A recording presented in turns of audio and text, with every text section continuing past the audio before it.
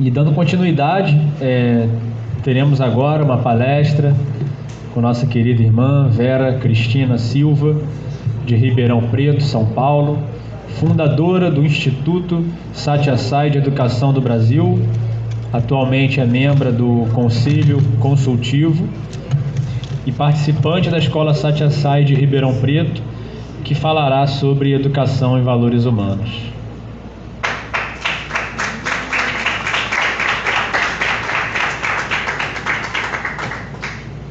Em primeiro lugar, eu queria agradecer o convite. E quando a Isamar me ligou, é muito difícil a gente falar não para a Swami, né? Um convite de Swami. E a gente fala assim e depois pensa, meu Deus, o que eu vou falar? Qual é a minha contribuição possível, né, para essa palestra? Porque vir ao Rio de Janeiro para mim é sempre um presente, né? Eu fico até emocionada, porque é voltar para casa, mãe, né, que é o nosso primeiro centro. Então é como voltar para o útero, né, da onde a organização SAI começou no Brasil. Então é uma grande honra poder vir para cá. Então, Victor, você vai passando para mim? Então, em primeiro lugar, sempre, né, eu queria oferecer as minhas palavras aos sagrados pés de lótus do nosso amado Mestre, e que ele possa me inspirar e que sejam as palavras dele e não as minhas. Eu fiz um pequeno resumo. Quando eu pensei o que falar, eu pensei na minha experiência como professora. Eu faço pesquisa, estou aposentada, mas ainda faço pesquisa com biodiversidade. Eu estudo insetos e também uma atuação apoiando a Escola SAI. Então eu fiquei pensando como juntar todas essas coisas e falar um pouquinho das questões que eu vejo que aparecem na nossa vida como buscadores, como mães, como pessoas ligadas a uma escola. Então, falar de diversidade, começando de nós, da nossa diversidade humana, biodiversidade, e como sair da multiplicidade para chegar no uno. E aí eu fui pegar essa frase que eu achei muito linda, né? Todos somos um, o caminho para a divina presença. O principal objetivo da organização Sathya Sai, que vocês devem ter sempre presente, é ajudar o homem a reconhecer a divindade inerente nele. Assim, é seu dever enfatizar o uno, experimentar o uno em tudo que façam ou digam. Não deem nenhuma importância às diferenças de religião ou seita, cor ou nível social. Tenham um sentido de unidade permeando cada um de seus atos. Então, se é nossa obrigação como membros dessa organização ajudarmos o homem a reconhecer essa divindade inerente nele, mas num mundo tão confuso, com tantas coisas, como fazer isso? Então, acho que a gente começa da gente. Então, aí, vou falar da diversidade de cada um de nós, eu começo comigo. Então, aquele bebezinho ali, né, carequinha, sou eu no colo da minha mãe, eu sou muito parecida com ela, né? Sou eu. Depois, eu também já fui uma jovem noiva, esfuziante, alegre, muito animada, até essa senhora, 66 anos, que está aqui, né? Então, eu não só fui esse bebê, a criança, a jovem e a idosa, né? Vamos chamar assim, mas anciã, estamos todas em mim. Eu fui e elas continuam em mim. Então, a criança com as suas vivências, a jovem, a mulher madura, a anciã, estão todas em mim, e as que ainda virão, tudo está aqui. Assim como eu gosto muito, por acaso, né, eu tenho essa tatuagem, eu gosto muito dessa imagem da matrioska, que mostra também todos os nossos envoltórios. Então, nós temos um corpo físico, temos as nossas emoções, temos os nossos pensamentos, sentimentos, a nossa capacidade de discernir, uma inteligência superior, e o Atma, que é aquele pontinho ali menorzinho, mas que tem concentrado a nossa essência, quem nós somos. Então, nós temos essas experiências todas que vão nos marcando ao longo da vida e que vão nos influenciar em cada passo, em cada ação que fazemos, em cada palavra que fazemos, e essas energias que estão todas concentradas. Então, como que esse mesmo Uno que está ali, e que está em mim, está em cada um de vocês, como que eu consigo fazê-lo se expressar? E aí, então, né, como que eu vou voltando um pouquinho, desse mais denso para o mais sutil, para que ele se expresse e ele comande as minhas ações. Sai Baba, ele falava que muitas vezes nós somos como aquelas lamparinas antigas de querosene, né, que tem um paviozinho, conforme vão queimando, vai fazendo aquela fuligem. E chega uma hora em que sai pouquinha luz porque tem muita fuligem. Então a gente precisa tirar a fuligem para que a luz brigue. E ao longo da nossa vida essas coisas vão acontecendo. Algumas experiências piores que nós temos na vida, nem sempre nós fomos abençoados de ter pais amorosos, né? A situação às vezes da vida é muito complicada, então, e tudo isso vai trazendo essa fuligem. Como que a gente tira isso para que essa luz brilhe? Além disso, então nós somos um microcosmo humano. Além disso, existe a diversidade humana. Nós aqui somos 50, 60 pessoas, mas nós temos um planeta com bilhões de pessoas que estão aqui hoje, fora as que já estiveram. Cada uma é um microcosmo particular, uma possibilidade de existência. Eu sou um modo de existir, a Elo é outro, a Ada é outro, Serginho é outro, Vitor é outro. Então, como que junta tudo isso e como que a gente pode, a partir daí, ver esse uno? Então, isso também confunde a gente. Então, esse é um texto longo, mas eu acho muito bonito, com umas fotos lindas da dança da Berta lá no nosso congresso, né? Então, o mundo inteiro, isso diz Sai Baba, o mundo inteiro é um só, embora nele vocês possam encontrar multiplicidade.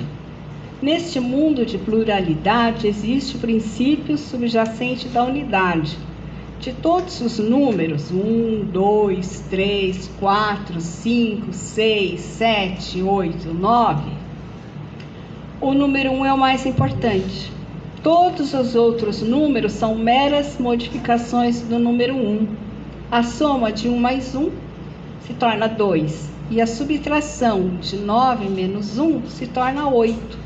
Assim, o número 1 constitui a base de todos os números. Esta é a unidade na multiplicidade, e essa unidade é verdade. Os Vedas declaram: a sílaba sagrada Om é o absoluto. A divindade não é separada do Om. Dessa unidade surgiu o mundo. No entanto, vocês não compreendem essa verdade e seguem por diferentes caminhos com as suas aspirações e ambições. Na realidade, não há diferença entre o mundo e a divindade. Assim como diferentes membros formam um corpo humano na sua totalidade, os seres humanos são como os membros da sociedade, e esta constitui o membro de toda a humanidade. Por sua vez, a humanidade é um membro da natureza, e a natureza é um membro do divino. Por conseguinte, a humanidade, a sociedade e a natureza são todos membros do divino. Isso nos falou Sai Baba em 11 de setembro de 98. Então, nós somos, como espécie, seres sociais. Nós precisamos do outro para existir. A gente só está aqui hoje, né, desceu das árvores, foi para a caverna, saiu da caverna, porque nós tínhamos um grupo que nos apoiava. E é no grupo, com os atritos, que a gente cresce, que a gente aprende, que a gente sabe quem nós somos. O outro age como um espelho onde eu me vejo. Eu vejo os meus defeitos, eu vejo as minhas qualidades e eu vejo as minhas possibilidades de atuação. Isso nós vimos aqui com as crianças, né? Quando eles estão em roda, cantando, fazendo as coisas, eles estão juntos. E um ajuda o outro, um mostra como é possível agir no mundo. Então, tudo isso que eu estou falando tem uma relação com os valores nesse sentido, no seu sentido mais profundo. Então, na escola, essas fotos são da escola Satya Sai de Ribeirão Preto, são os nossos laranjinhos de lá, né? Nós vamos ter essa possibilidade. Então, a gente vai olhar para as crianças que são tão diferentes entre si, com personalidades diferentes, e eles vão aprender a conviver nessa diferença, até descobrindo o que tem em comum.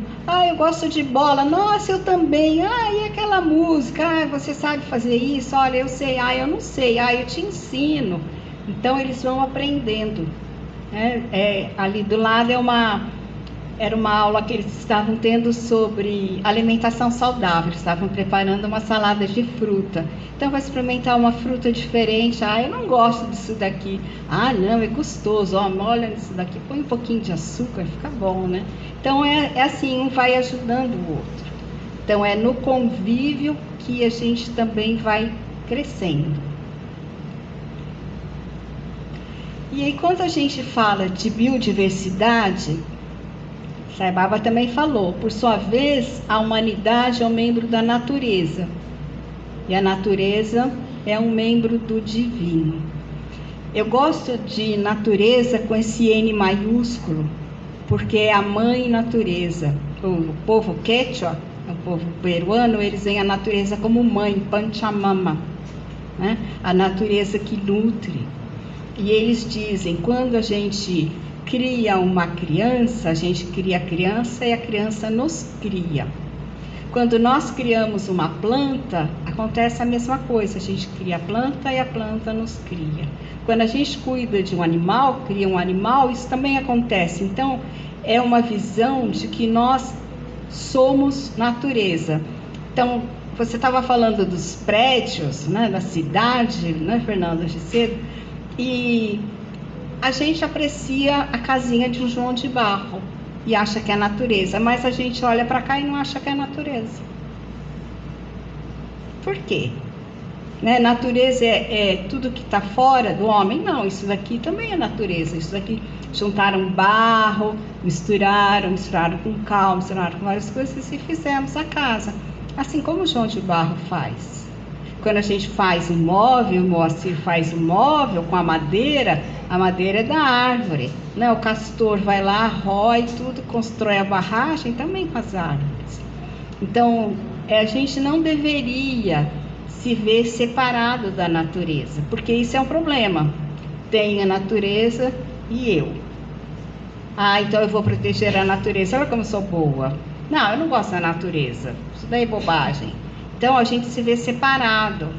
Então a gente deveria procurar se ver como parte dela. E qual parte? As borboletas são lindas, né? Os passarinhos cantando. Mas e o mosquito? Que fica lá, né? Ele não é natureza? Eu sempre faço uma oração, né? Eu não faço muitas orações, mas uma das que eu faço é antes do alimento. Eu peço para que todos os seres tenham uma alimentação saudável e digna, todos os dias. E aí eu penso assim, mas vai ter o pernilongo. Você é bióloga? Eu sou bióloga, gente. Vai ter o pernilongo? Vai ter o pernilongo, né? Mas eu gostaria que fosse saudável e digna e que ele se tornasse alguma outra coisa que não precisa. Saudável e digna dele. Então, vai ser o nosso sangue, o sangue do outro animal. Mas a gente quer que ele logo seja outra coisa, né? Assim, vira um besourinho. Isso. E os vírus, né? E tudo mais. Então, aí a gente tem. Aqui é foto de biólogo, né, gente? Exemplos natureza divina, que pode ser essa aranha-pavão. Não sei se vocês já viram videozinhos na internet, é uma papa-mosca. A gente não tem tão colorida no Brasil. Elas são aquelas aranhinhas bem pequenininhas que ficam em casa e não fazem teia, mas em alguns lugares do mundo elas são assim. Os machos são muito coloridos e eles levantam o abdômen e eles fazem uma dancinha para a fêmea. É muito bonitinho. Mas a natureza divina também vai estar nas plantas, no laguinho ali. Lá a gente tinha em Guaratiba o gatinho, né? E essa mosquinha que eu acho linda, que parece um besourinho, e é uma mosquinha de uma família próxima da família que eu estudo, viu, gente? Por isso que eu olho e eu acho linda. Então, vai estar tanto nessas coisinhas, pode passar? Mais um. Então, a gente vai ter coisas grandiosas como as sequoias, mas a gente deve lembrar, olhando essa foto, que não tem só a sequoia aí. Nós estamos ali, também tem seres humanos, também tem outras plantinhas. Mais um, isso. E também na natureza a gente pode pensar no cosmo maravilhoso, né? As estrelas, as galáxias e tudo mais, mas também esse lago e o lodo desse lago que está refletindo as estrelas, isso também faz parte, né? E também essa tartaruguinha linda, tentando achar o seu caminho no mar, mas também o plâncton que está ao redor dela e a gente não enxerga, e que são seres microscópicos e que são muito importantes para nós. Assim como... Obrigada. E assim como a luz do sol que está penetrando ali, né? Ou essa foto que raramente nós temos visto atualmente, que são vagalumes. Sumido, né? Era uma coisa muito comum da gente ver. Eu ia para fazenda, sítio de conhecidos, e era muito comum. Hoje em dia tem muita luz, por isso que eu vou para os lugares e eu não quero que tenha luz. Mas mesmo quando falta luz, a gente não vê mais. Então, porque como não tem muita luz e eles usam a luz para se atrair, essa luz da cidade atrapalha que eles se encontrem e se reproduzam. Mas aí não tem só os vagalumes, tem o musgo que cobre as pedras, e tem o solo com as plantas, e tem os micro-organismos do solo que nós não vemos, mas o solo é um ambiente riquíssimo. E também nós fazemos parte da natureza. E eu gosto muito dessa foto porque ela representa um momento em que nesse lugar eles acendem esses balões e lançam aos céus com seus pedidos. Então nós também temos essa vontade de que o nosso pedido, o nosso desejo de comunhão com o universo seja ouvido. E nós também lançamos os nossos pedidos para o alto, esperando essa retribuição.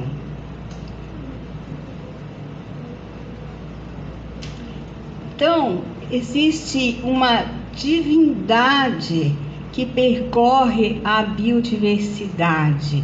Então, desde o começo do universo, com o Big Bang, Sai Baba, vocês me corrijam o que ele diz, né? Ele disse: Deus se manifestou para amar a si mesmo, não é isso?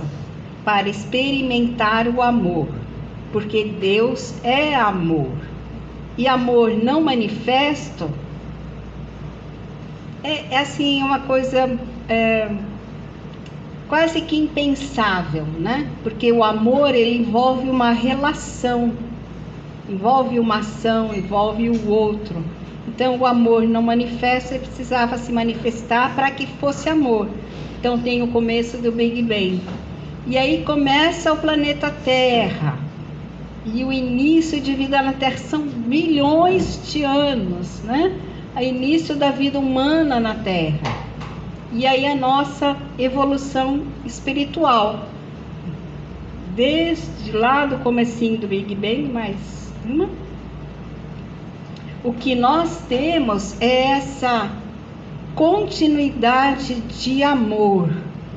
O amor se expressando, buscando uma expressão cada vez maior.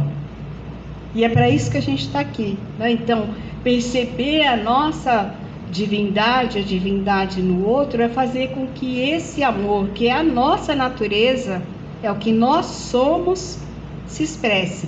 Uma vez eu vi um comentário de duas psicólogas que elas tinham feito um estudo e elas diziam que até as bactérias amam, que o amor é a força agregadora do universo, que todos os seres existem por causa do amor, embora possa ter formas e modos de expressão diferentes, mas é isso que existe e que nos move, que é o amor.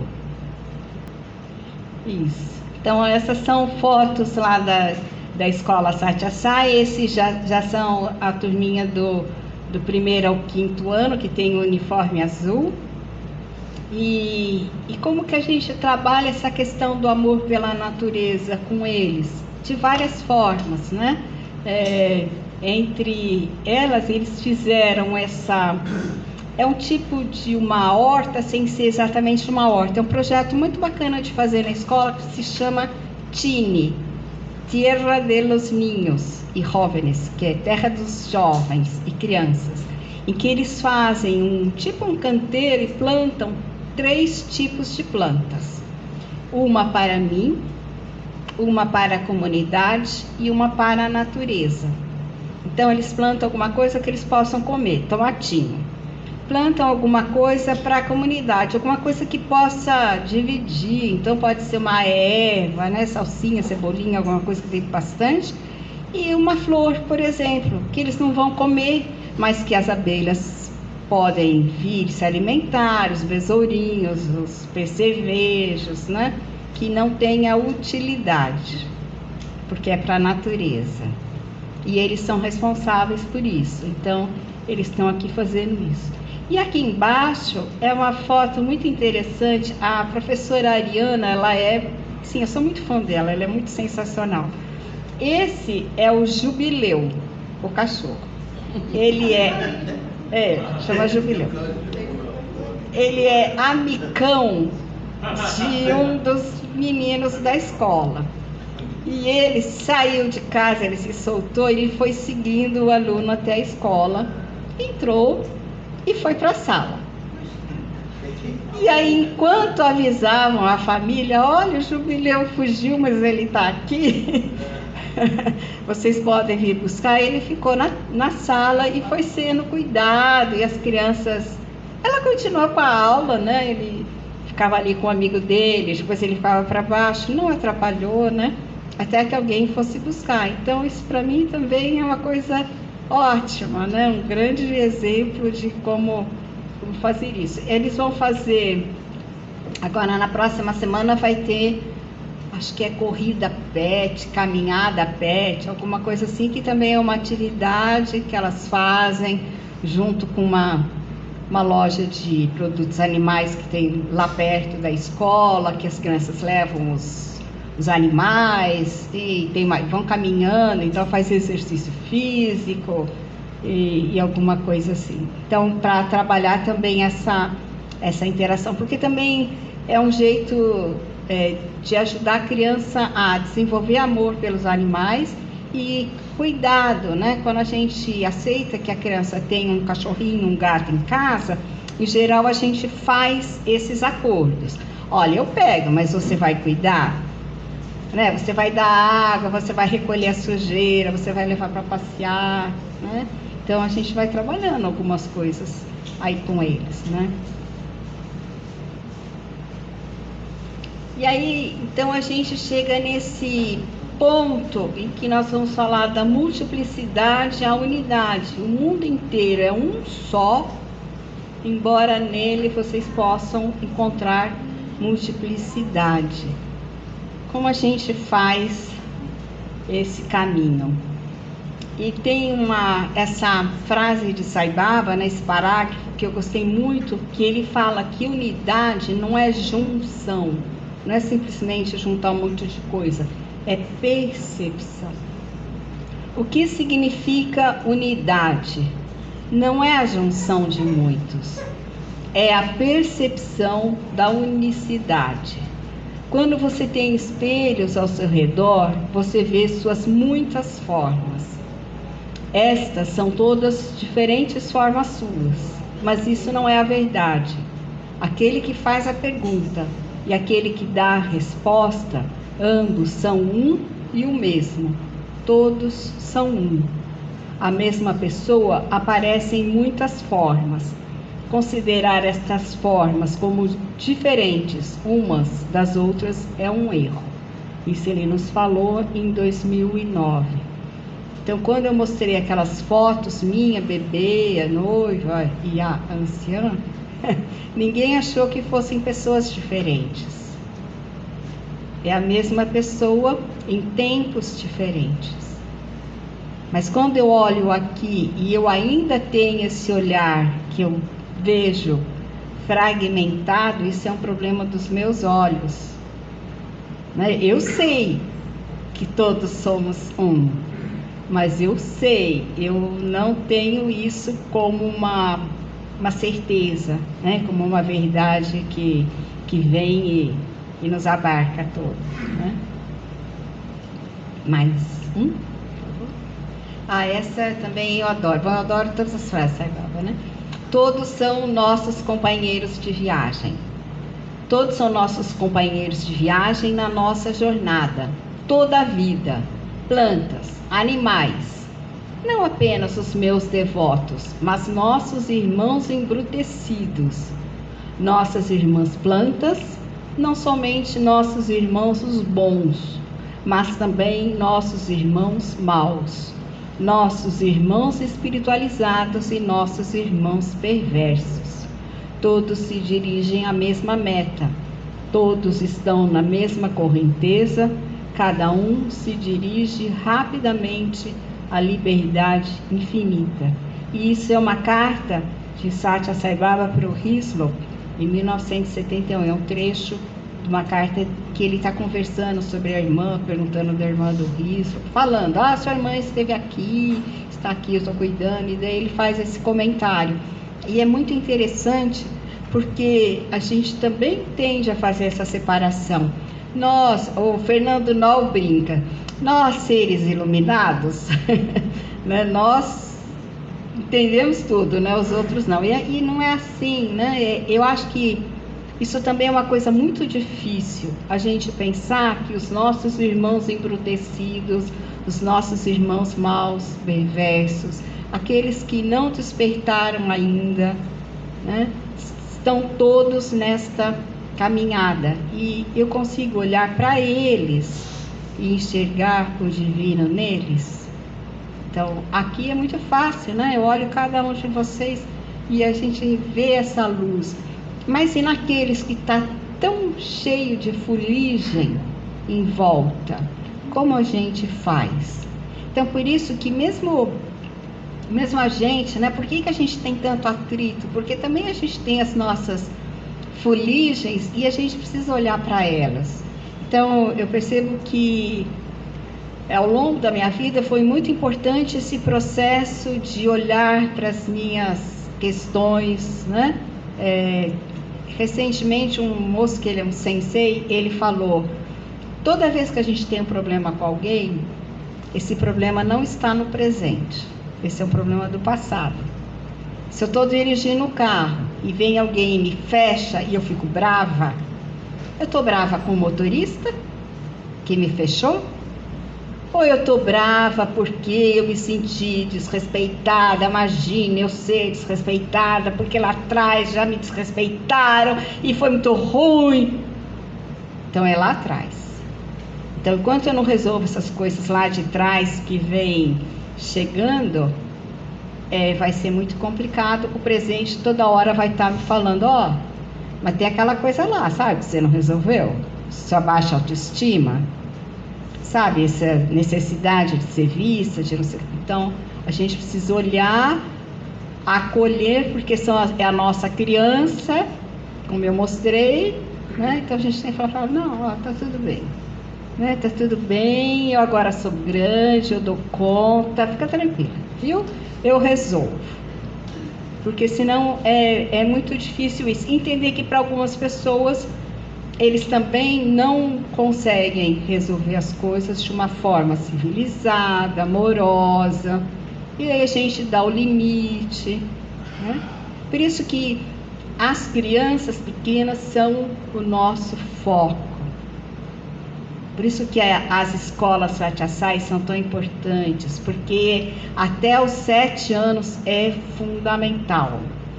Eles vão formar uma base de personalidade que depois vai ser cada vez mais difícil de tirar esses problemas. Então eles precisam se sentir amados, respeitados, eles precisam saber quem eles são. Eles precisam aprender a olhar para dentro deles e verem que eles têm essa luz. Então, na escola, né, eu quis fazer essa divisão bem coisa de professora, né? Na comunidade escolar, como que professores, direção, coordenação, funcionários, eles entendem educação e valores humanos? Todos entendem profundamente? Têm uma visão adequada de EVH? O que é espiritualidade para eles? Porque não dá para pensar que é uma escola religiosa, não é, né? O que é espiritualidade? É a gente encontrar o divino em nós e no outro. Eles conseguem ver isso? Como a gente resolve o problema? Toda escola tem problema, né? A organização SAI tem problema, o instituto tem problema, as escolas têm problema, os relacionamentos têm problema. Como a gente resolve? Essa é a diferença. A escola propicia momentos, oportunidades para que a comunidade se reconecte. Ou é aquela correria cobrando coisa? Eles têm um lugarzinho onde eles podem ficar. Lá em Ribeirão, a cozinheira, quem conhece lá, conhece a Adriana, ela catou umas orquídeas que estavam meio soltas. Ninguém estava cuidando, velho. Eu peguei mesmo. Ela botou do lado de fora da cozinha, tem uma varandinha. Eu fiz esse cantinho aqui, meu jardim. Ela pendurou as orquídeas, ela cuida, estão lindas. Ela fala assim, eu venho aqui, sento aqui depois do almoço. Gente, às vezes é isso, né? Às vezes é isso, assim, um lugarzinho que possa sentar depois do almoço. Com relação aos alunos, tem um livro bem interessante que fala que a criança vai agir de acordo com como agem com ela. Então, se nós somos compreensivos com a criança, ela vai aprender a ser compreensiva. Se nós somos amorosos, ela aprende a ser amorosa. E nós somos assim com eles. Nós aproveitamos todas as oportunidades para trabalhar valores humanos. Mesmo que sejam crianças pequenas, a gente sempre pode trabalhar um pouco isso. Então, será que a gente aproveita todas as oportunidades? Eles são instados a se tornarem pessoas autônomas? Ou a gente quer que eles cumpram, que sejam bem comportadas? Autonomia é, eu não vou fazer porque eu sei que não é bom, nem para mim, nem para o meu colega. Eles sentem a escola como um local seguro e amoroso? E as famílias conhecem o programa de EVH? O que é para elas espiritualidade? Elas estão alinhadas um pouco nisso, junto com a gente? Elas se sentem integradas às ações da escola, na educação dos seus filhos? São perguntas para a gente se fazer. Só existe o Uno. Sobre prática, a verdadeira espiritualidade consiste em promover a unidade entre os seres humanos por meio de uma vida harmoniosa e do compartilhamento da alegria com todos. Os cânticos devocionais e todas as formas de adoração são boas atividades, mas não têm importância do ponto de vista espiritual. A devoção reside em expressar amor por todos, Melhor que proferir discursos é a prática do amor com fé no divino. Isso quem disse foi Baba, em 1989. E aí vem mais um, que é a minha sugestão. Então, já que a questão é a prática, né? Vamos praticar. Como? A gente precisa se reconectar. Então, nos dar momentos de meditação, de introspecção, momentos junto à natureza. E natureza tanto pode ser um parque, quanto pode ser um jardim, quanto pode ser a varandinha do seu apartamento com um vaso. Olhar o pôr do sol, olhar o céu. Isso é esses momentos. Práticas de autorrespeito, né? Colocar limites nas pessoas para que elas não nos invadam, para que a gente consiga ter esses momentos. Uma boa alimentação, isso também é importante, né? Uma escuta ativa e uma fala consciente. Para mim esse é o meu desafio, né? Porque eu sou assim, daquelas que fala muito rápido.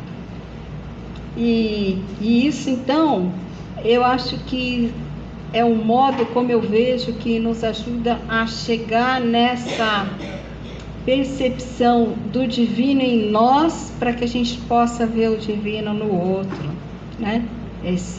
Ter esse momento de conexão com todos. E era isso que eu tinha para falar para vocês. Espero que de alguma forma tenha ajudado e ampliado algumas coisas. Muito obrigada.